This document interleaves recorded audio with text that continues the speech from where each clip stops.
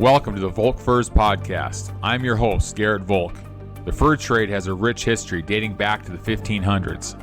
How has it survived, and what is the future? I will take a look at the history of the fur trade, in-depth discussions on various topics pertaining to trapping, fur fashion, interviews with industry experts, and much more. If you are addicted to fur, this is your podcast.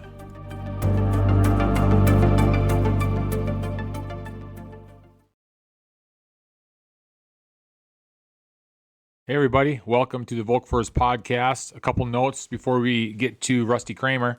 I have a little blip towards the end of our conversation with Rusty. I want to apologize for that. Something happened with my computer and I am off of the recording for about 30 seconds to a minute. So you'll definitely hear it towards the end of the conversation. So apologize for that. I think we got most of it other than that little maybe minute or so. Another thing I want to say is if you guys are interested in any fur items, whether it be fur hats, gauntlet mittens, fur headbands, fur pillows, fur blankets, the growing popular Davy Crockett hat that I've been selling a lot of this winter, you can go to my Etsy shop. It is volkfurs.etsy.com. I have most of the items I've sold on there listed so you guys can check them out. A lot of the items are made to order. I have limited inventory usually this time of season. So usually I allow for a week at least to get stuff made and sent out. So I do make it myself in my shop in North Dakota. So I'm not a reseller of fur items. I do make that stuff all myself. So the interview I do with Rusty Kramer coming up here in a few seconds. We talk about the ESA. We talk about wolves and grizzlies. We talk about the Idaho Trappers Association's Fur Sale coming up here in January and the one in March. They really try to put on a great show for you guys. So if you happen to listen to this before the coming weekend for the January sale, and you live close by, take in that first sale. I think it's really a good one. So I plan on trying to hopefully maybe make it out there some year. It'd be kind of cool to make it out there. So just a couple quick notes on that. So we'll get on to the interview with Rusty. Thanks for listening. Hello, everybody. Welcome to the Volk Furs Podcast. I am Garrett Volk. I have Rusty Kramer on here to the call tonight. We're going to be talking, I don't know what we're going to be talking. We're going to be talking about lots of things. So it's been a while since I've been on here. I've been pretty busy. Since last October was the last episode I had. And I don't have a lot of time to do these episodes like I thought I did with the season coming in full force here back in October. So we'll talk about that later. But anyway, Rusty, we're on. So we had a little microphone issue to begin with, but I think we're all good now. Can you hear me? Yeah, thanks for having me on, Garrett. And I'm running late. I've been trying to dig bobcat sets out of the snow it's been over my knees since daylight this morning, and so I ran a couple hours later than I thought. So thanks for your patience. Yeah, no problem. We were just talking before we got on here. So you've had a pretty open winter in your area then, or? We were at Christmas time, New Year's Day. I looked out and my dad goes, I don't think I've ever seen, we didn't have one speck of snow, nothing. And in the last 4 days, it shut school down for 4 days for us, mostly due to the wind. But I bobcat trap about 20 miles south of me, and they can grow row crops like corn and potatoes down there, and they don't get a whole lot of snow, and we get a lot more snow. And so that's kind of where I bobcat trap. And they had more snow down there than we did here, and it blew 30 to 40 miles an hour for 3 days straight. And all of my overhangs, we bobcat trap a lot of overhangs, and they're all drifted in. And my dad that just had a heart surgery 2 years ago, we were walking in, it was about 2 inches above our knees all day long. And you couldn't use snowshoes because it's rocks and boulders and sagebrush. And I'm not good enough shape to do that very long. I am worn out. We've had a pretty, we got some snow at the end of October, and it got pretty cold. And then all of a sudden it turned really nice. And I know up until probably we had a white Christmas, but barely. I mean, I think parts of the state didn't have a white Christmas, and we've been so mild. I mean, I don't think the month of December we got below 10 degrees above. I mean, we never had it below zero, and now I think this morning we woke up to probably. So I've heard some reports of 34 below, 30 below, 28 below, and we probably have like a 20-mile-an-hour wind out there. So it's winter here for sure now. I think it's supposed to warm up about a week or so, but it's been a weird winter for us too. I mean, we've hardly had any snow. You know, we could drive anywhere with a pickup and walk anywhere. I mean, it was nice that way, but it sure makes trapping a little difficult, I guess. Yeah. Yeah. So what's going on in Idaho? Anything exciting over there? Well, I don't know the word exciting is the word, but I mean, people are trapping pretty hard up until this big storm. And on the Idaho Trappers Association front, last week, maybe it's been 2 weeks ago now, I went to the final federal court case on the grizzly lawsuit. So I don't know if that's exciting, but it's where there's at least some stuff going on. So what's going on with the grizzly stuff over there? What can you bring us up to speed a little bit? Or so one thing that I've learned is on the federal level, nothing happens fast. That's probably why our government's in a mess it is. And so, you know, it was almost a year ago. It was clear. It was last March. They did an emergency injunction and then to shut down all wolf trapping until the grizzly lawsuit got over. And it took them months, like 6 months to rule on that.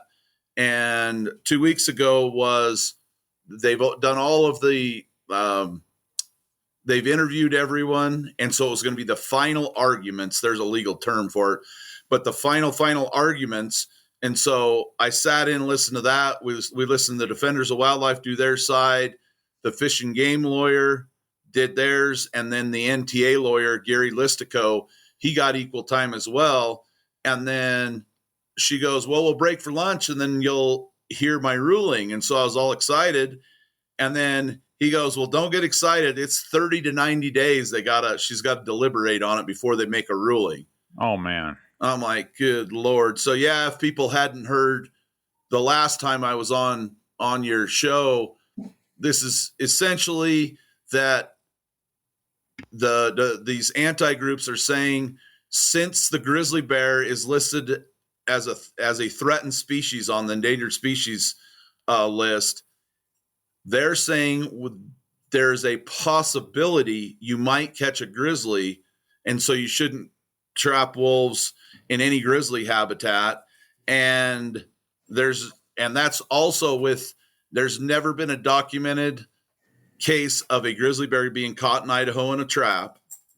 And the other units that they threw in where a grizzly just wandered through like 10 years ago, they encompassed all of that. So it was essentially 70% of the wolf habitat in Idaho.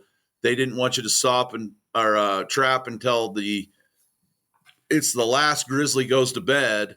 And all we got to do is look at our buddies over in Montana, and they couldn't start till January 1st. And I can tell you from walking in knee-deep snow today, there's a huge difference. We can start in Idaho. We can start September 10th. There's a huge difference between September 10th and January 1st trying to trap wolves. And it's just a shame this Endangered Species Act has been hijacked and used as a tool to shut down ranching, logging. And, you know, Gary Listico was, you know, we're not shutting down the railroads that kill 3 or 4 grizzlies a year. We're not shutting down highways where, you know, several grizzlies. We're not shutting down fly fishing where 2 or 3 grizzlies had to be shot because of like self-defense. And so where do we draw the line? And that's why this recent Wolverine ESA listing, even though they did put an exemption in for incidental trapping, still scares a guy quite a bit. Yeah, I don't know what to say, Rusty, because you know it's BS. I know it's BS. Everybody with a brain knows it's BS. And it makes me so mad because I'm sitting over here in North Dakota, and North Dakota, knock on wood, North Dakota is we don't have a lot of controversy as of yet, and I say as of yet because, and I'm just going to call it, these people that are out of touch with how things go in this world, they just pick states by states. In fact, you guys are really in the target right now, and it's too bad.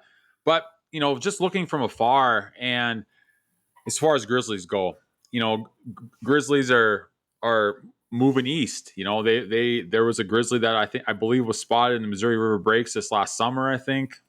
And we can't harvest them, we can't manage them. I mean, at some point we're going to have to manage these buggers, and I don't think anybody wants the eradication of grizzly bears off the face of this earth, just as well as wolves do. I mean, that's not my point of view. I mean, I think we definitely have a responsibility as a human in the top of the food chain to be able to manage this stuff. And you're exactly right about the ESA becoming some big time political weapon that was never intended to be. I don't understand why people can't be happy with the progress that's been made with wolves and grizzly bears and just say, wow, it's actually worked. And it's worked with, especially with the wolves, it's worked with wolf trapping and hunting that's been opened up in the previous years. So, I've always said this about the people that are coming after us trappers and us in the sportsman's community. They're really, really, really good at getting their point to the right people. And that's about the only thing they're good at, in my opinion. There's they're a half of a 1% crowd out there that really has a voice. And I don't know why, we can't. I mean, we're trying like crazy, but for whatever reason, the common sense stuff coming out of us trappers and sportsmen, it just falls on deaf ears. I mean, does that sound about right? Yeah, it is. You made some great points there, and you take a state like Idaho. I don't know how many counties we even have in Idaho. I think there's 99, but there's one blue county in the entire state of Idaho, and it's a ski resort town, Sun Valley. There's only one blue county.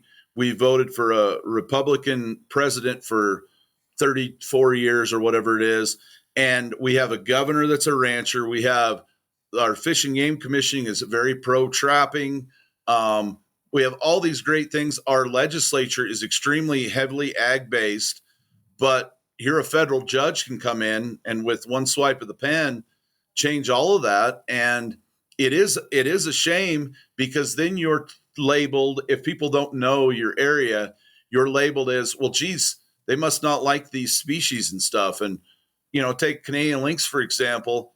If it wasn't going to be used against us and if there was habitat, I'd throw ITA money towards reintroducing them in a place. But just, I think it's 11 or 19 miles from the Idaho border, they're in Washington on the reservation. They're reintroducing lynx, and they have said already they are not going to have a when they turned the wolves loose in Idaho, a 10J rule or something. So they could be, they were kind of not really under the ESA experimental.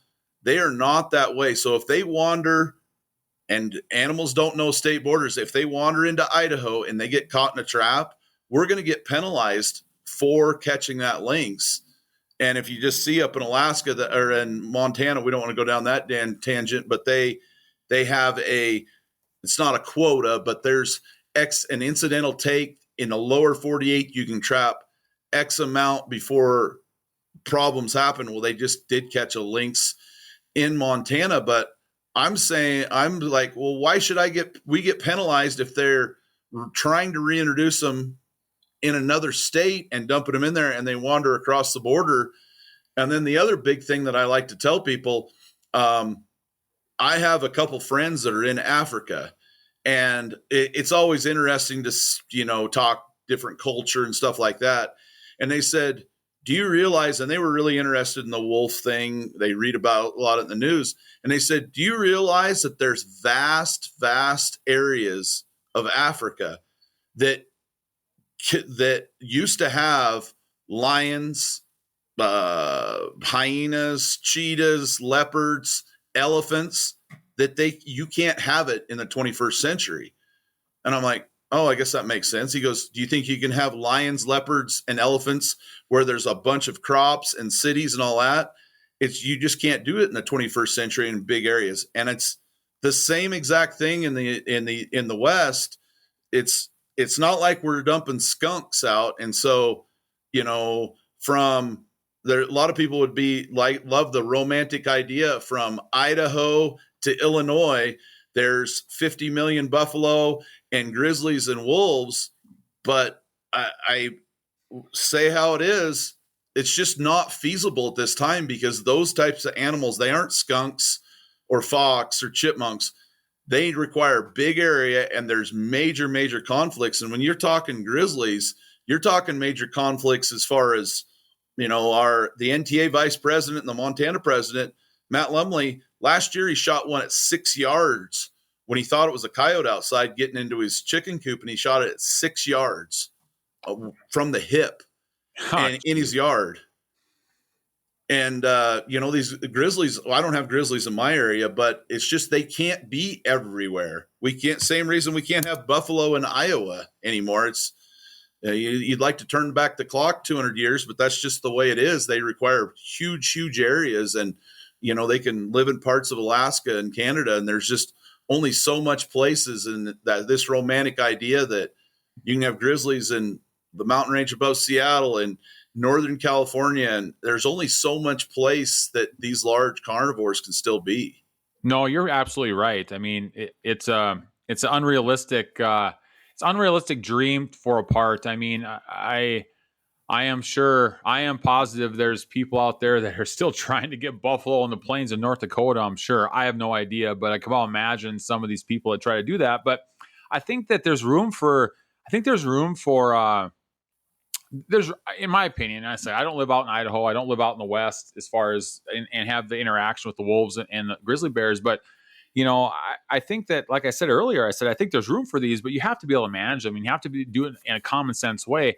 You just can't turn, everything that's, the migration west back in the 1800s and stuff got taken out and almost pretty much exterminated off the earth, and that was a lot of issues back then, but.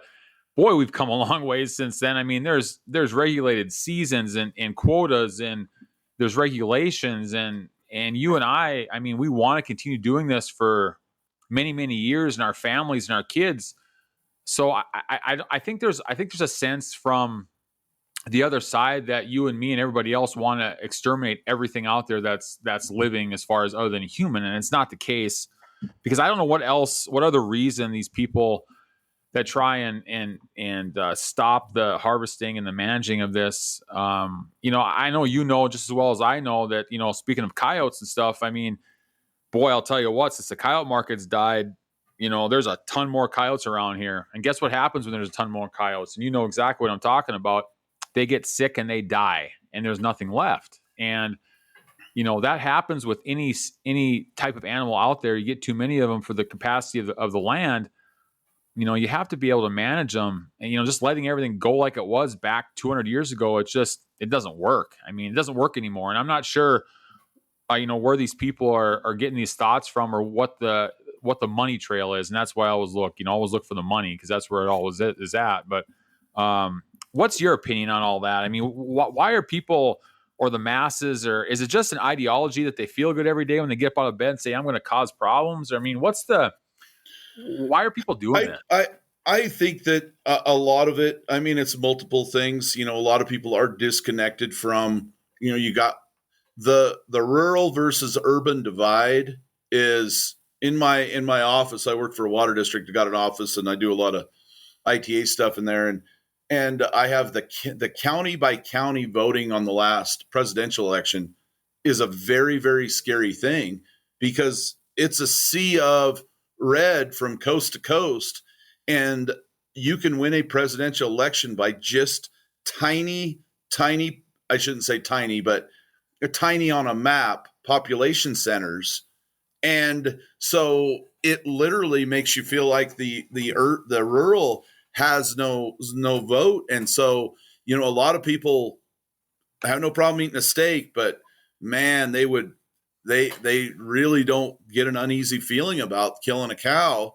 And so, that, like, all the names of these anti-groups: Center for Biological Diversity, American Humane Society, Friends of the Clearwater, all these are catchy names. And when you have a commercial with a dog in a snowstorm limping down the road and playing some sad music, and donate your $25 a month to the Humane Society, well, they think that's going to a shelter when actually it's going to shut down, and it's a huge moneymaker.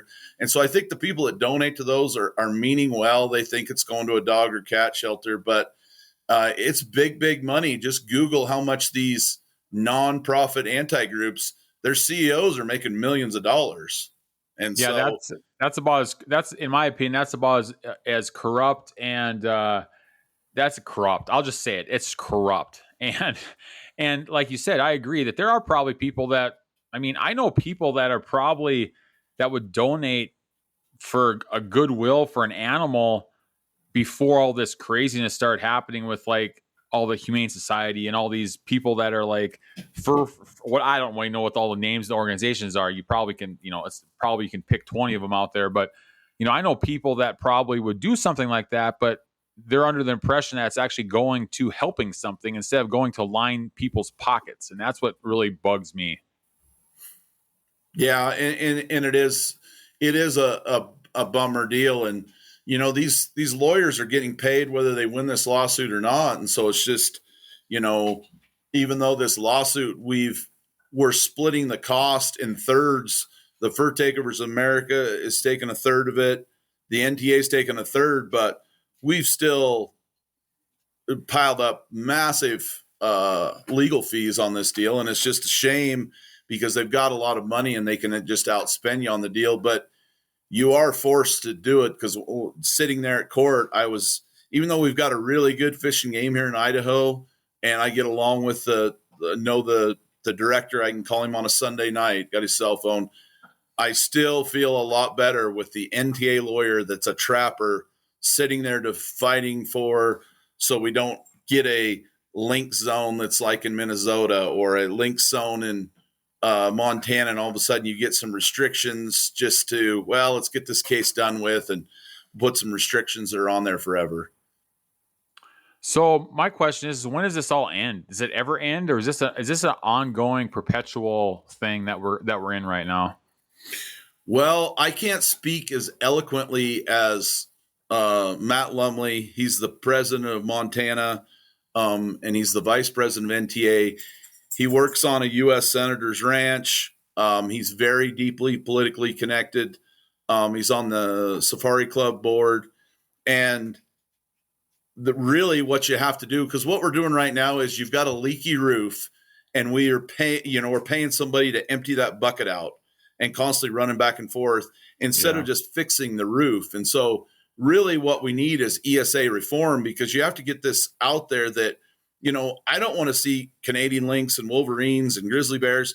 I don't want to see them disappear. I am very interested in different fur bearers around. And when I read gray fox problems in the Northeast and all these, I'm just very intrigued by that. We're trying to get a grant here to reintroduce some fisher in some other places. And so, as a trapper, I'm very very aware of wildlife populations, and I'll cut our bobcat season if we have to protect them.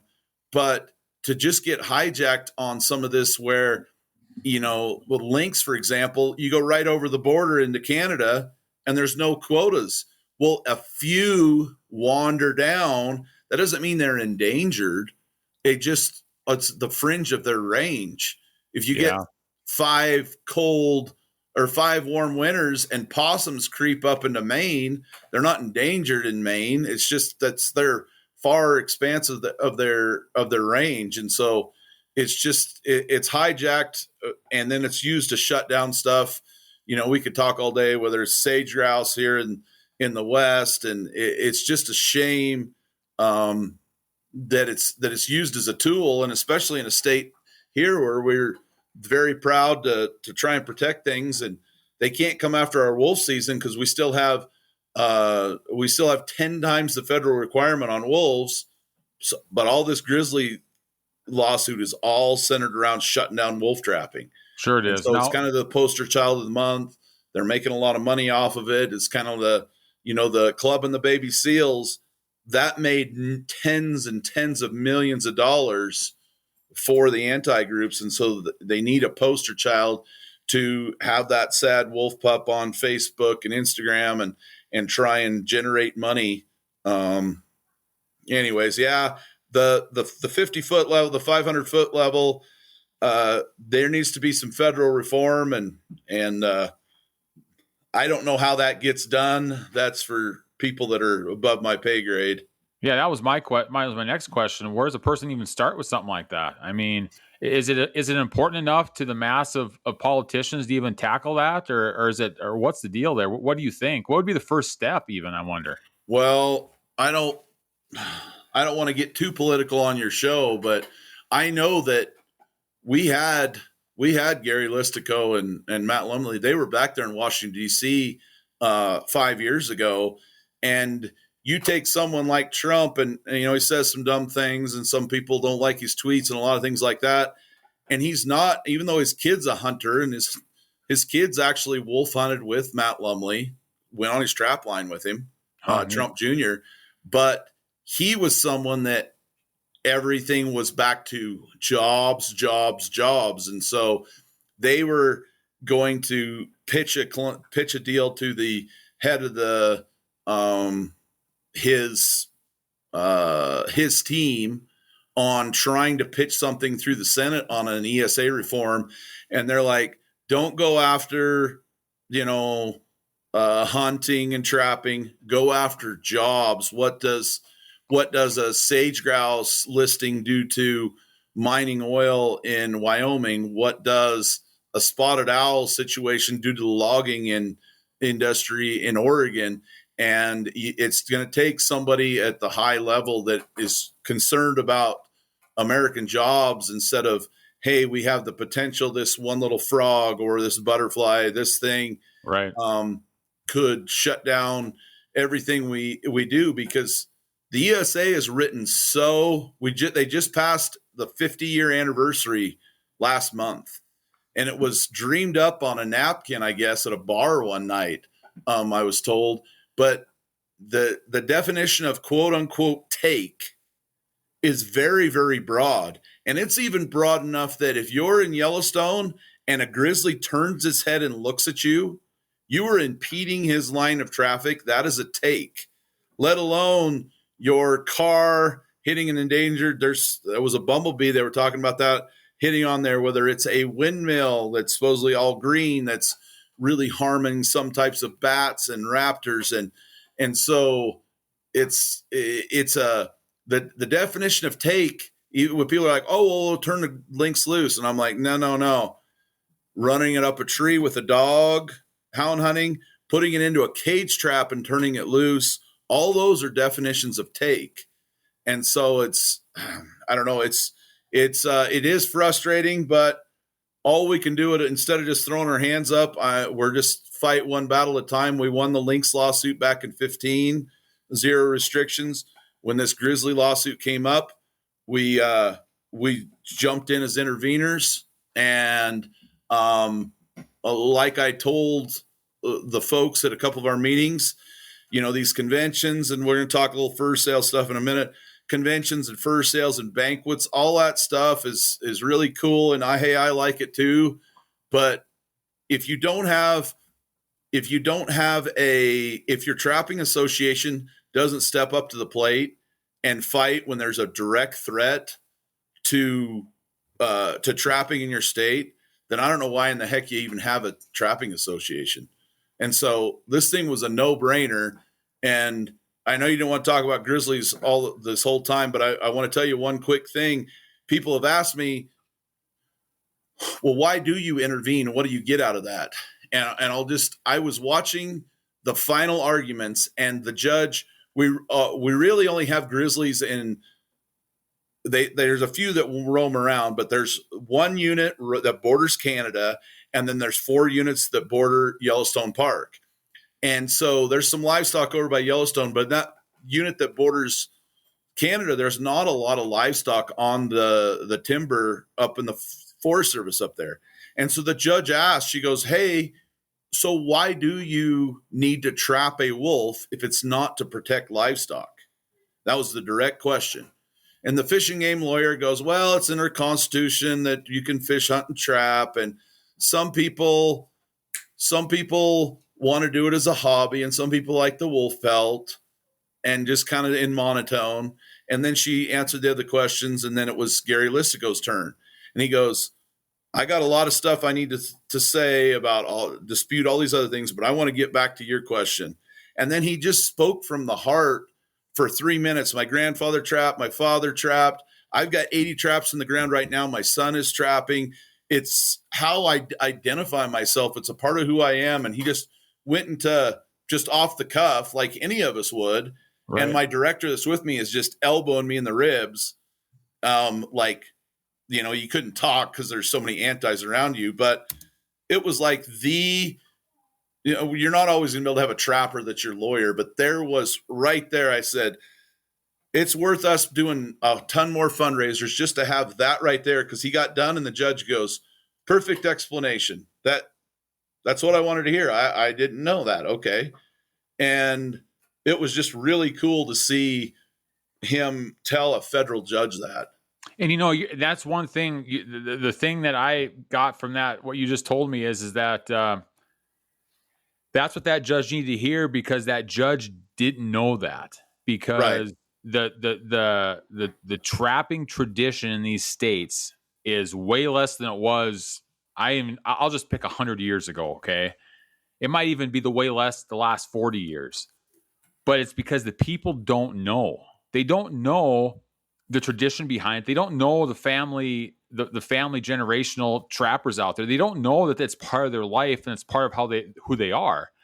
And, you know, that explanation that he gave to that judge, of course, that's what he or she judge wanted to hear, because that's exactly what they don't know. And they need to know that stuff. And a lot of people, in my opinion, that are up against this, they don't know that type of stuff. They don't understand that that's your way of life, and that's how your family came up, and that's how you identify yourself in this world, just like everybody else identifies with, you know, my person was or my family was a bunch of coal miners, or my family was a bunch of farmers and ranchers. And I mean, that's my life, and that's who I want to be. You know, as far as trapping goes, there's not a lot of trappers anymore, so to speak. And the people that are hearing arguments or trying to make decisions, they don't know that stuff because they have no experience with it, because it's not mainstream anymore like it used to be years ago. So that's interesting. That sounds like that was a very powerful answer, probably. Yeah. And I'm a little biased because I know Gary on a personal level, but it was just like, boom, that was right in your face. That was exactly what every trapper, you know, because you've had that to yourself. Well, why do you trap? Oh, well, there's my dad's he's financially set. He's 76 after open heart surgery last year and got leukemia. Why in the heck is he slogging around in knee-deep snow trying to chase a bobcat? Because he really, really enjoys. That's what he's always done. That's what his dad did. And that's, you know, that's one of the few things that I still do with my father. And it's just, you know, it's just a part of who we are. And I've went with people, and I'm not against hound hunting. Got friends that are hound hunting. We very support it.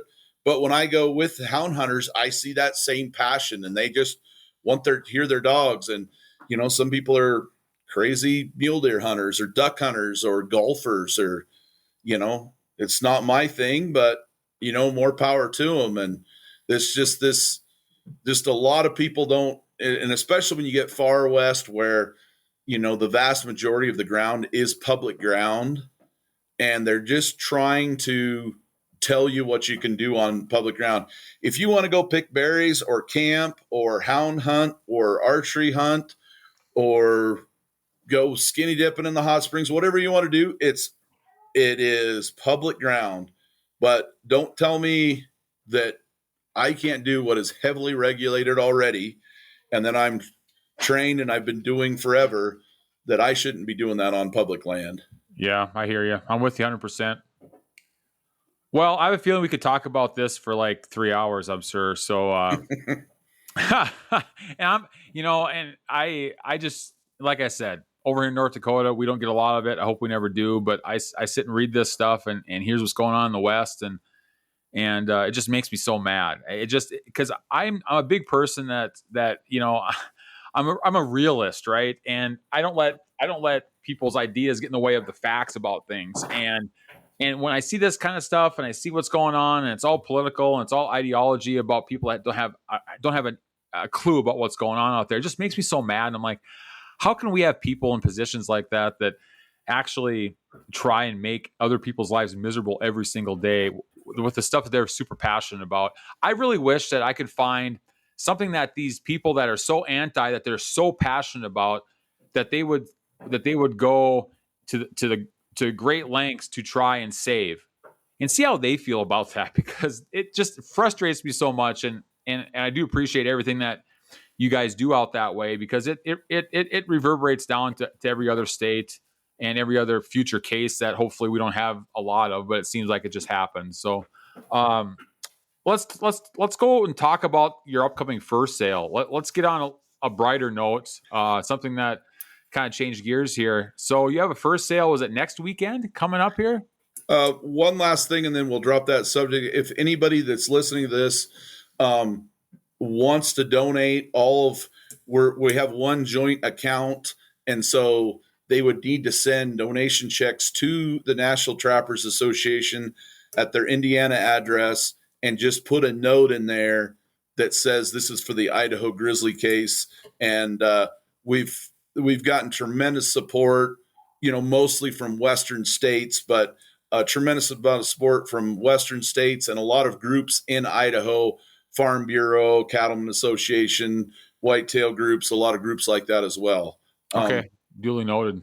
But yeah, our fur sale, and you emailed me a while back, and I've been running 3 directions, and we probably should have had it's a little late to promote the fur sale, but next weekend is our fur sale, and we've got the schedule up on our website and our Facebook page, and we treat our fur sales kind of like a mini convention. So we have 2.5 days of demos, trapping demos, snaring demos, fur handling demos, calling demos, and then we've got meetings. We've got Fish and Games coming to speak. The one day is the Idaho Trappers Education course, so someone could bring their fur in and have their kid take the Trappers Ed class. At our March sale, we're having the Wolf class there, and like Saturday night, we've got a band playing, and we ask everybody to bring a donation. And on Saturday afternoon, we get George Cordon with Western Montana, and he's an auctioneer for all the donated stuff, and it's a good time. And so it's just my wife and my father-in-law, they pull their campers in and they cook a bunch of food for all the volunteers. And it's just, and then a lot of us stay up Friday and Saturday night saying we're running quote unquote security, and we just sit up and have a couple adult beverages and just talk until 2 a.m. in there, on the floor. And we've got several people that sleep with the fur, just throw their bedrolls on the floor, and it's just like a big family event. And we get a lot of people that come over for it that aren't selling fur. They're just wanting to come hang out for. In fact, we get more people at our fur sale than we do our conventions. Oh, that sounds cool. So you have now, do you do the same thing for you have a second fur sale too in March, or?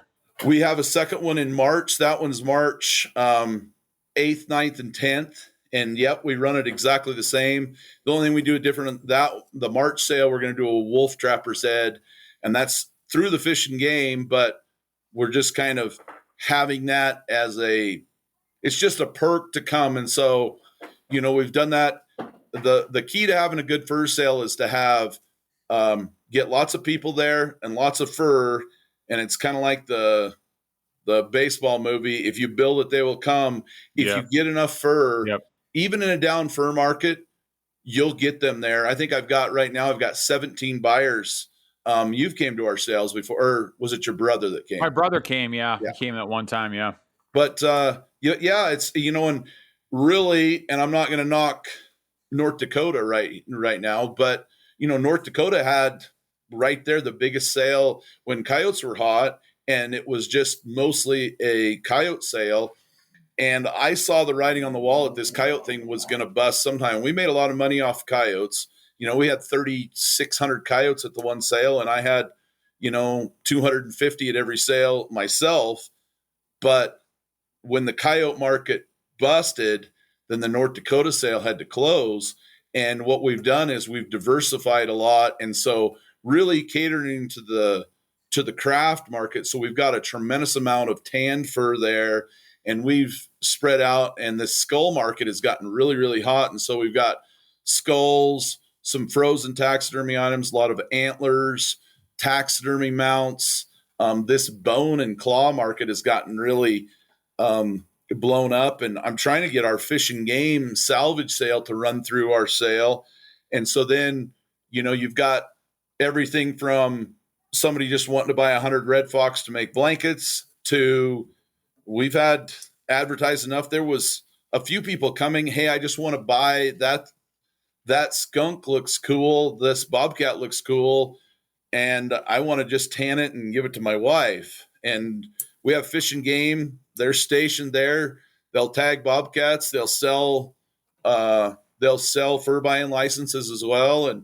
And we went through legislation last year to create a reduced 3-day non-resident fur buying license that's specifically meant for if someone flies in. I've got one from Minnesota, one from Alaska, and one from Illinois that's flying in just for the sale. So here they can get a vastly reduced 3-day non-resident fur buying license. Really? That's exciting. I never knew that. How much does that cost then?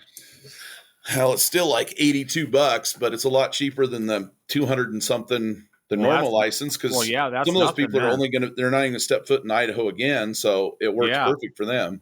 Well, heck, I might be interested in coming out in March. I can't come this next weekend, but I've always wanted to come out there, and I'm like, oh my gosh, I got to go out there. I got to try to buy some fur. But are you guys a sealed bid out there?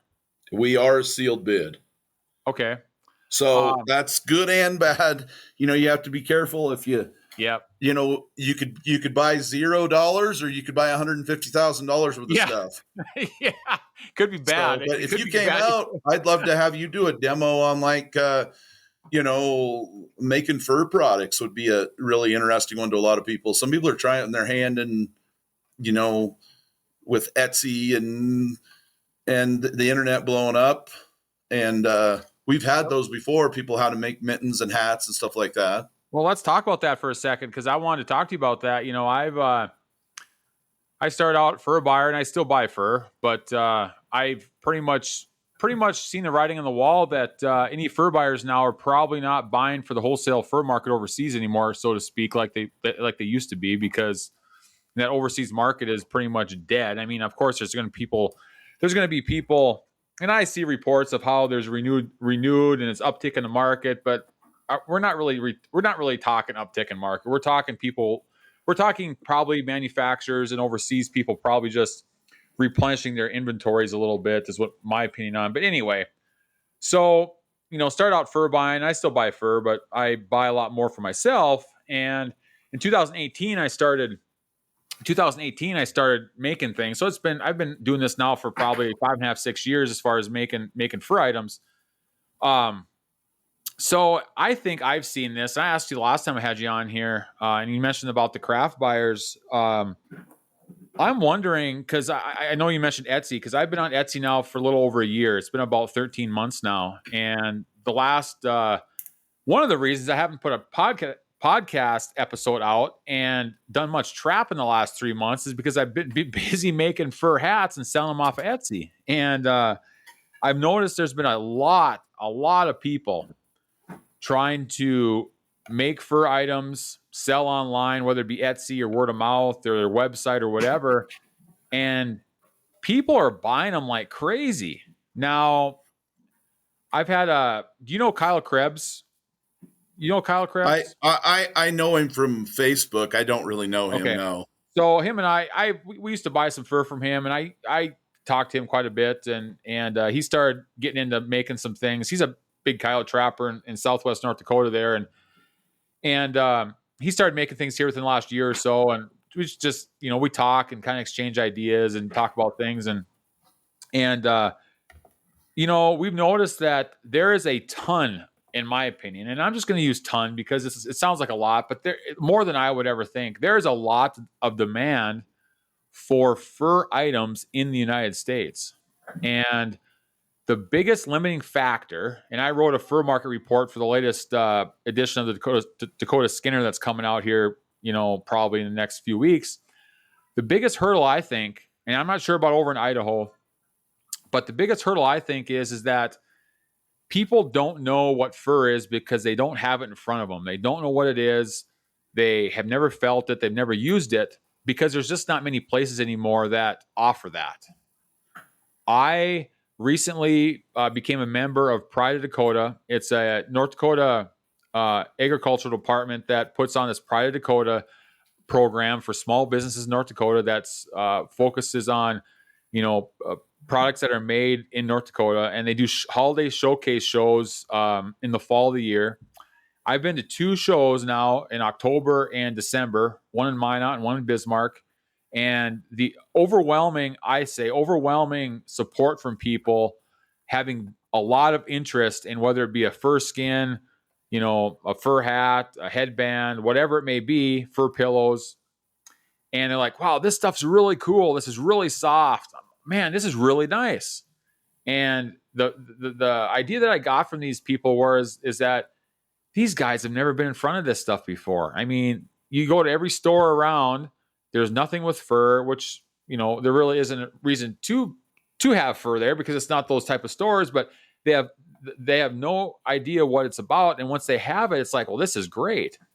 And I'm seeing a lot of interest. So when you say there's a bunch of craft buyers, the craft market is, it's actually been probably pretty strong for the last couple of years now.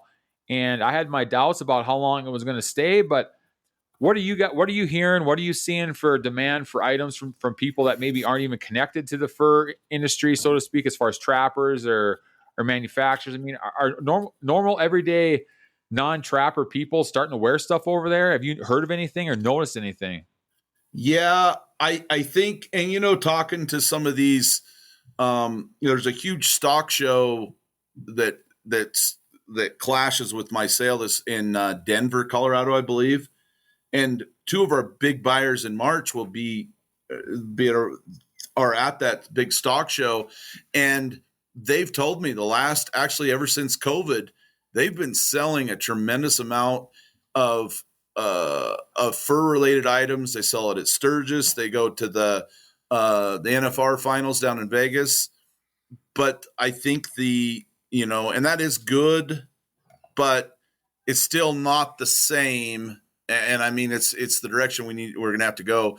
It's still not the same as, a billion Chinese and Koreans, wearing fur, and all the turmoil overseas, it doesn't help the international fur market. So it is good, but it's, coon are never going to be back up to $30 unless it's really going in Europe and Russia. But no, I think on a smaller scale, and then sometimes, there's been less fur produced. So there's a reason that people are flying from Minnesota out to Idaho, because not many people are putting up fur anymore.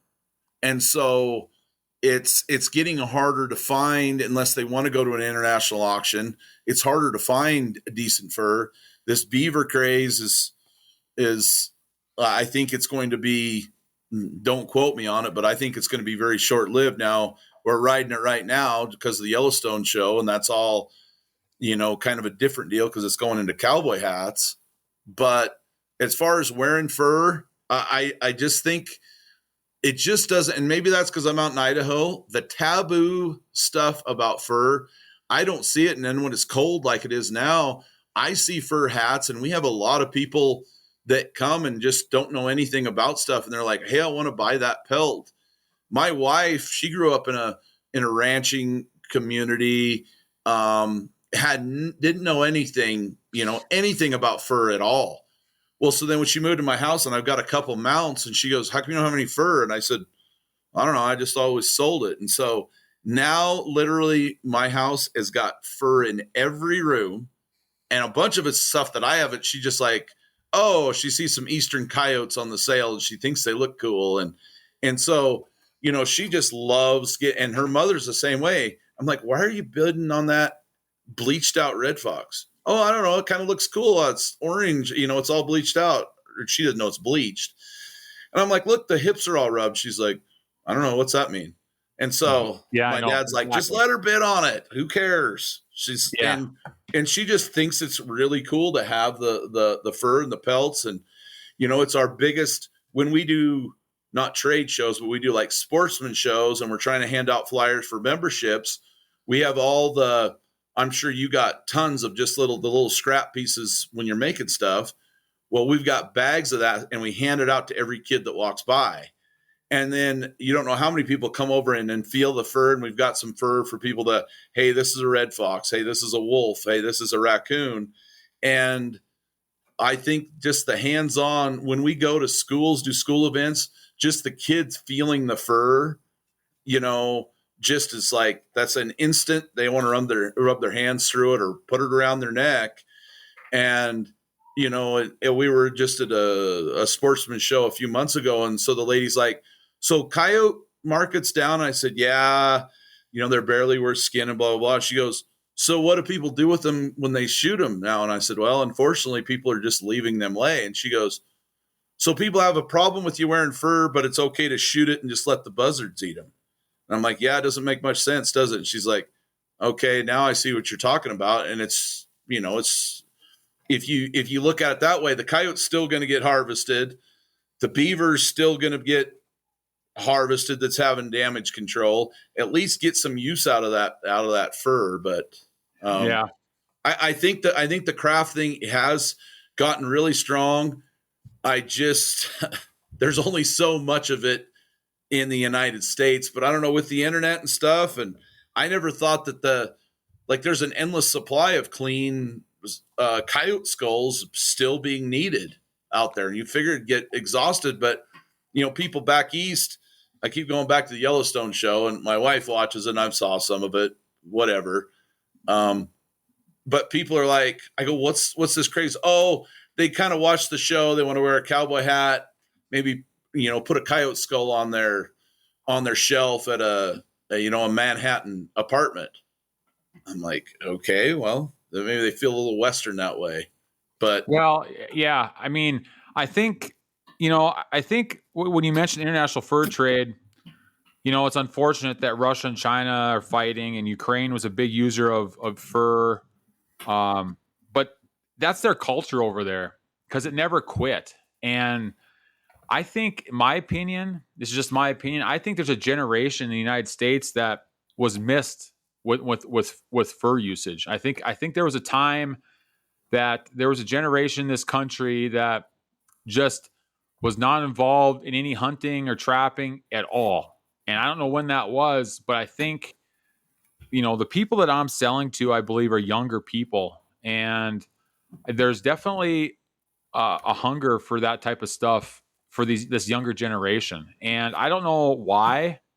I'm not sure why that is. If people are trying to, maybe live a little bit more simply, down to how it used to be. I don't know. I've heard several explanations on it, and I'm kind of surprised that the craft has held on as long as it has. But you know what? I think there's a lot more visibility now, and it is a drop in the bucket to what we're all used to as trappers as far as international fur trade.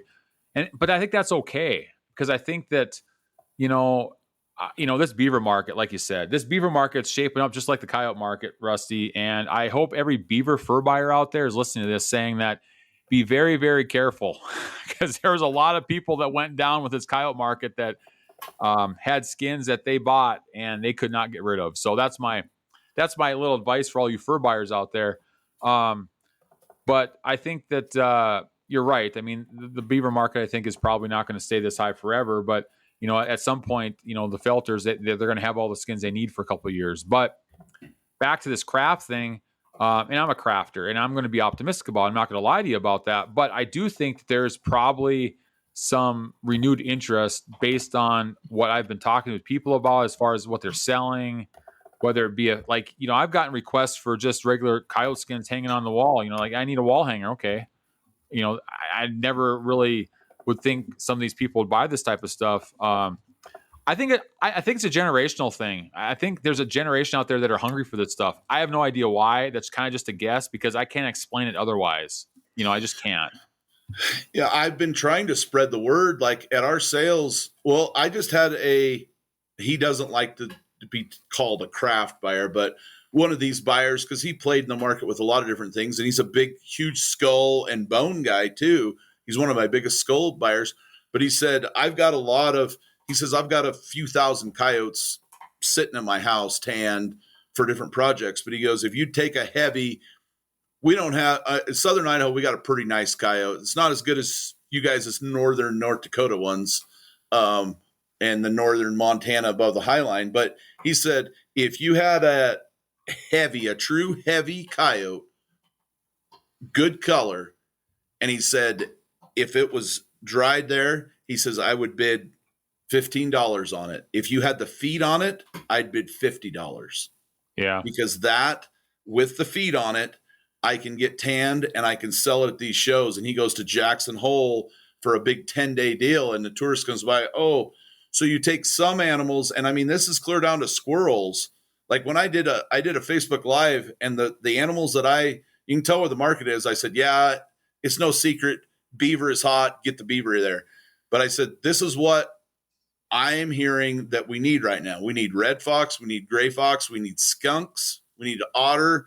We need squirrels and a lot of the Southwest animals. And everybody's like, that's really, I'm like, we can use all the squirrels that we can use. And every one of those animals, you will add $5 to the pelt, leaving the feed on. And if you take animals like otter, you're adding $12. And if you take a pretty backed bobcat that maybe has a bad belly, but they get those pretty blue backed, really nice, right, you leave the feed on them, you're adding $75 to it.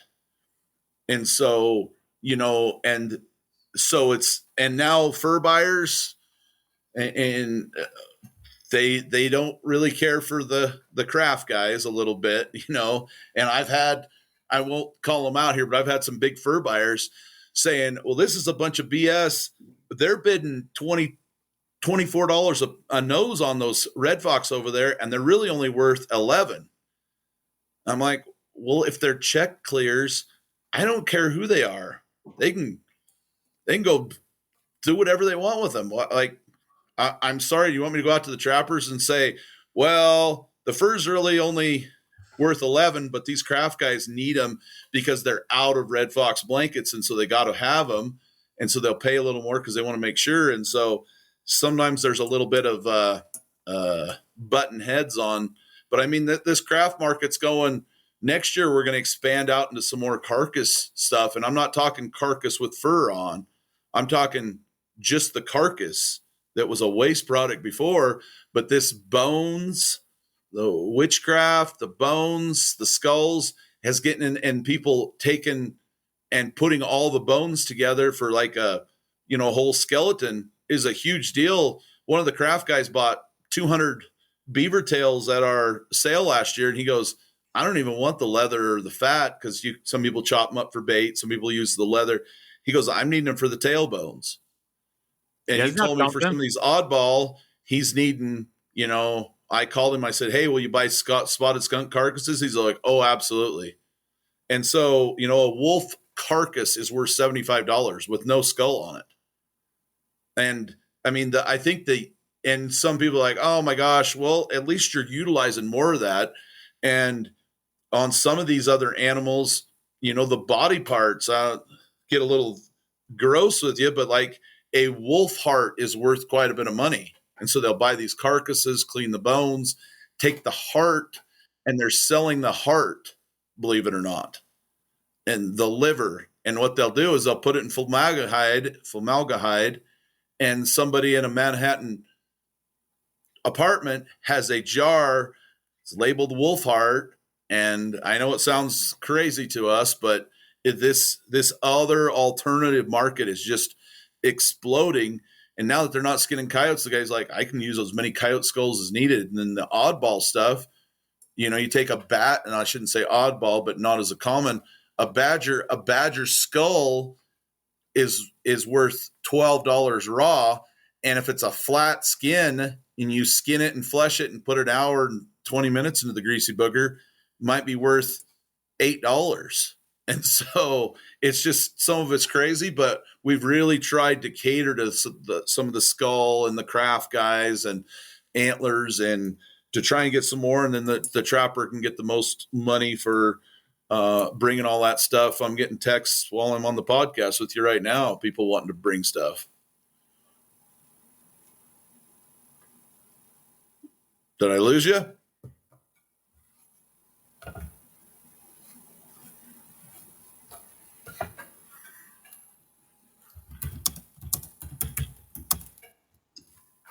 There, are you back?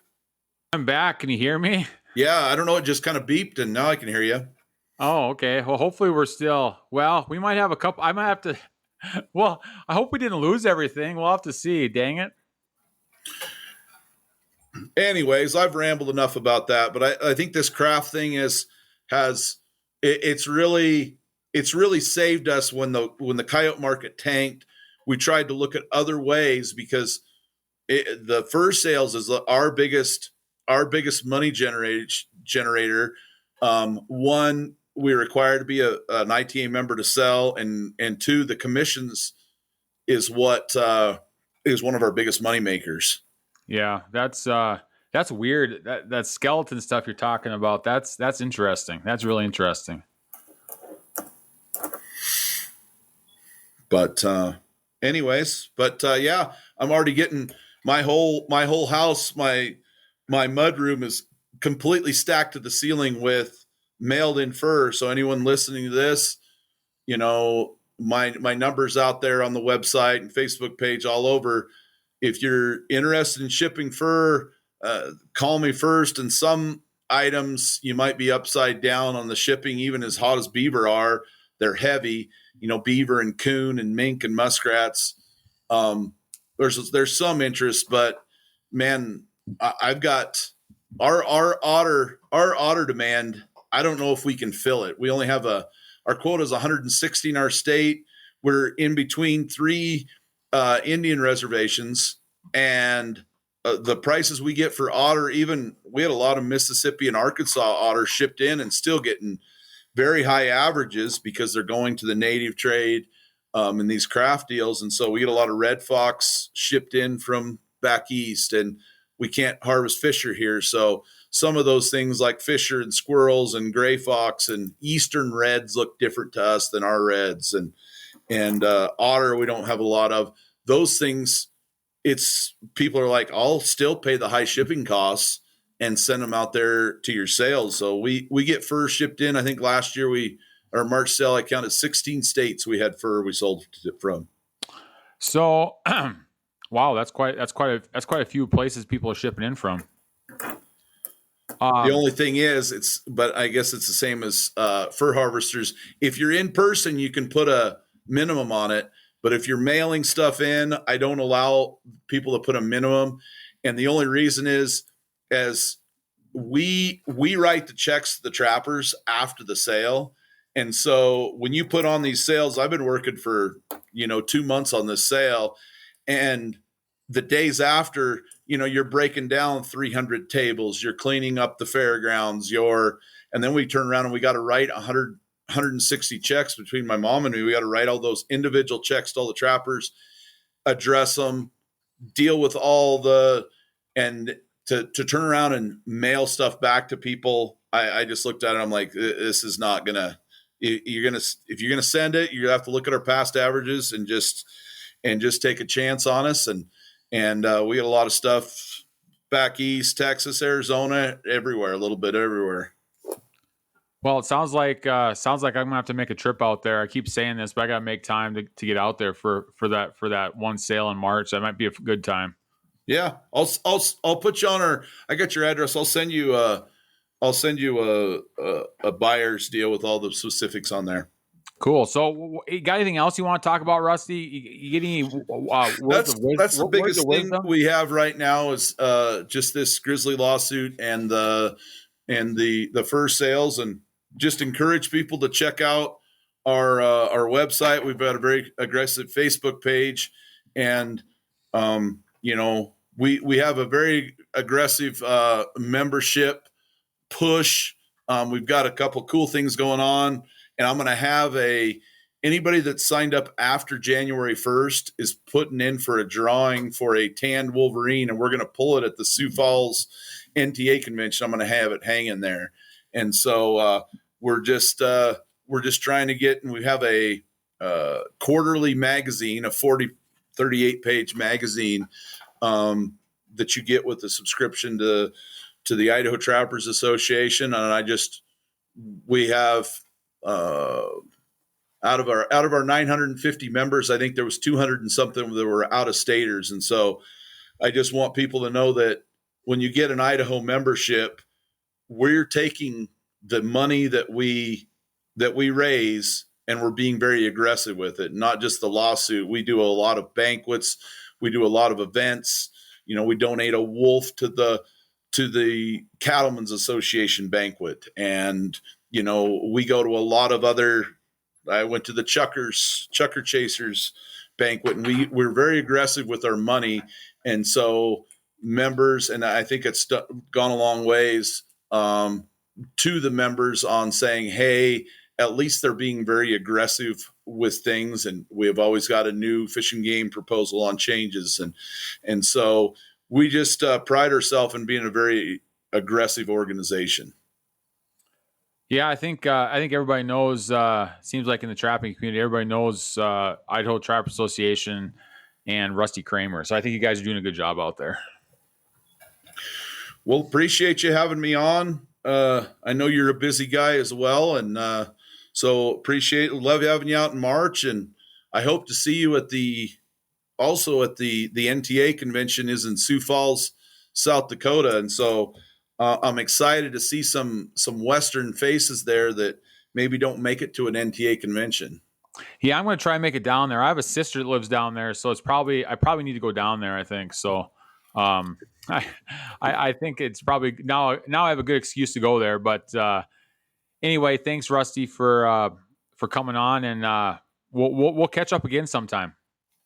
All right. Well, appreciate it. Thanks, Garrett. Thanks. Okay, everybody, that was Rusty Kramer, president of Idaho Trappers Association. We talked grizzly bears, we talked wolves, we talked the fur sale, just some other stuff. So it's always nice to have Rusty on.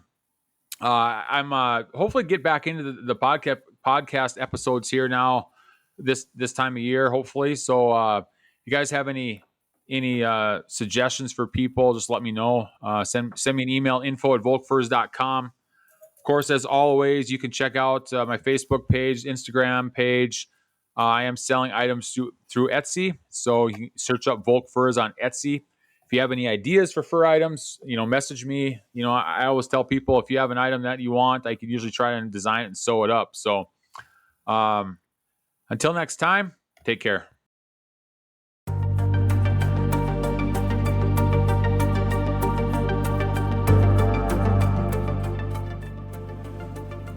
Thank you, everybody, for listening to the most recent episode of the Volk Furs podcast. If you have any questions or comments, suggestions, please email me at info@volkfurs.com. You can find us on Instagram and Facebook, or you can contact me via my website at volkfurs.com.